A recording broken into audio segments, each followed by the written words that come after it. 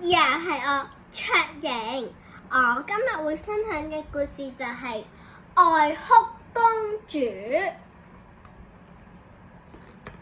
你哋睇下，你哋又估唔估到邊一個係愛哭公主呢？佢哋啊，當愛哭公主一喊嘅時候咧，佢哋就會走晒噶啦。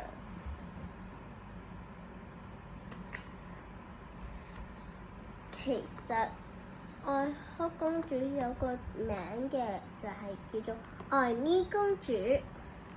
佢啊，本身係一個好可愛嘅小朋友嚟噶，但係因為佢成日為咗一啲小小事嘅嘢就喊，所以大家都改佢個名叫做愛哭公主。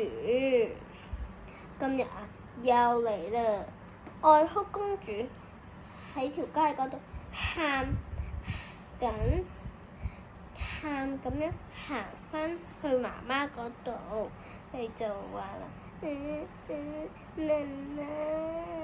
媽媽就話啦，寶貝，過幾日就係你嘅生日啦，不如我哋開一個粉紅色派對啊！愛哭公主就話啦，抹咗啲眼淚，佢就話，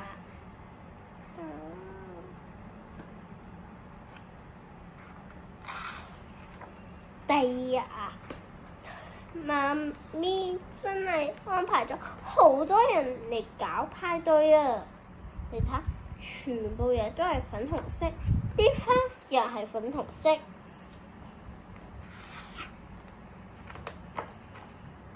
你哋睇下，真係好粉紅啊！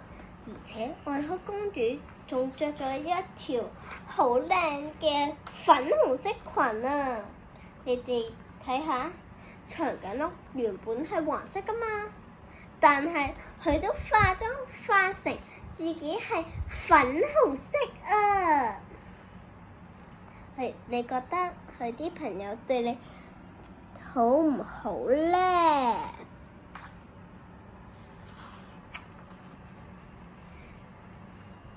愛哭公主啊，啱啱開始個派對就已經見到黃色氣球啦，佢跑過去就問媽媽啦：媽媽，點解會有黃色氣球㗎？明明呢一個係粉紅色派對嚟㗎嘛！媽媽就話啦：因為我買咗100個氣球。老闆就送咗一個黃色氣球，我咪擺埋上去咯。媽媽點得㗎？呢個係粉紅色派對，唔係黃色派對啊！唔可以有黃色㗎。愛哭公主啊，佢就佢喊到。佢啲朋友都走晒啦，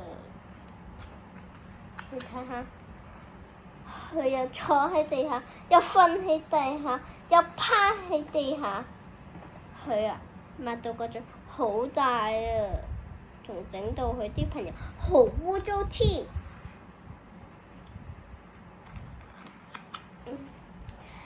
佢媽咪就話啦：寶貝，你由一個粉紅色公主變咗做一個泥巴公主啦！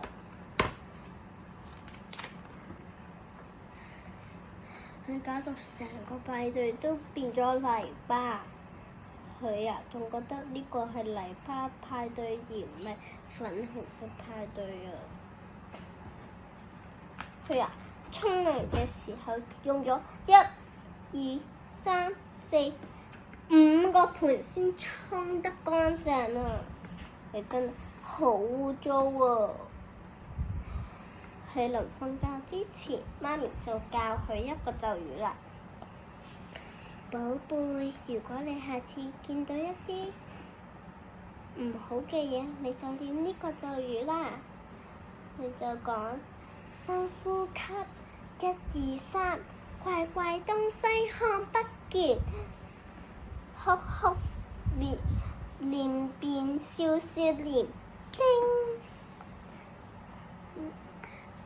佢寶貝就話啦，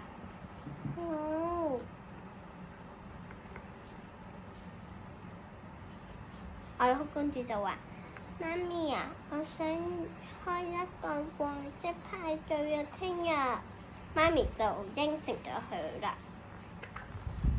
你睇，真係黃色啊！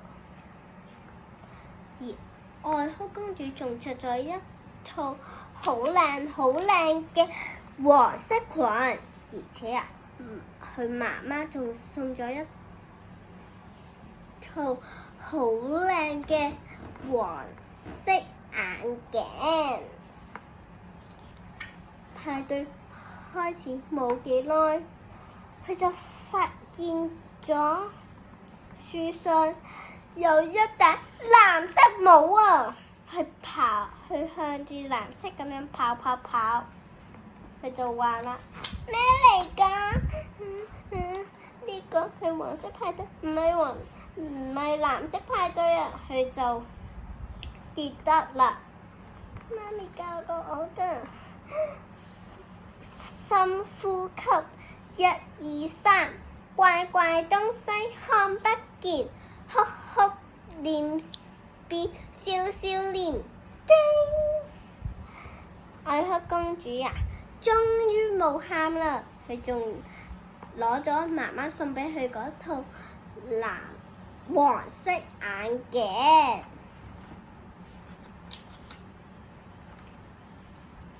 大家都好高聲咁樣講，好嘢！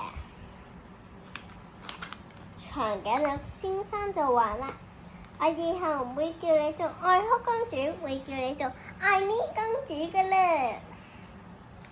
如果你哋鍾意我嘅故事嘅話，你就記住 like 同埋 subscribe 我嘅有型故事啦。再見。